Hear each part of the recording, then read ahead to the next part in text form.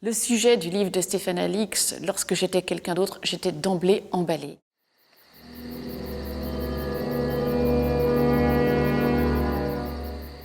Donc j'ai commencé cette lecture en me demandant comment ce gentil Stéphane Alix, que je connais depuis quand même quelques années, pouvait avoir été dans une vie antérieure un personnage aussi sombre. Il raconte des choses extrêmement troublantes. Et comme Stéphane Alix est un être essentiellement obstiné, il va vérifier toutes ses intuitions et il va les vérifier, mais au finish.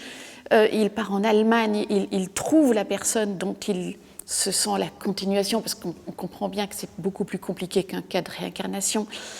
Il cherche non pas à aimer cette personne dont il a hérité, mais hérité, on se comprend bien spirituellement, il cherche à savoir qui c'était, à comprendre certaines pulsions que lui-même éprouve à travers ce qu'il découvre de ce personnage combien troublant.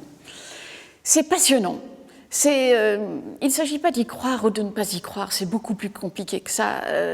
Ce que Stéphane raconte, pour le coup, c'est un récit, c'est forcément vrai.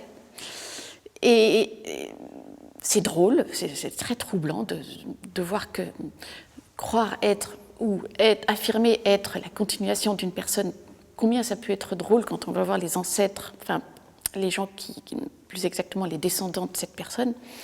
C'est terriblement troublant quand il retrouve les lieux où l'officier est mort, quand il revit la mort du personnage et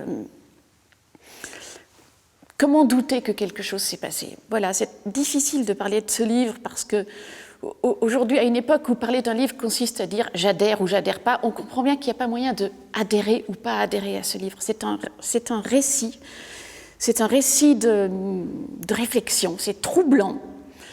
Et ça amène forcément à se poser des questions sur ce qu'est la vie, sur ce qu'est la mort, sur ce qu'est la réincarnation, sur ce que sont ces énergies qui nous traversent, sur ce que peut être une obscurité intérieure très forte qu'on peut éprouver. Ça m'a passionnée. C'est un livre passionnant, drôle, troublant. Quelles que soient ses croyances, il faut absolument le lire, ne serait-ce que parce que c'est un livre passionnant. Voilà.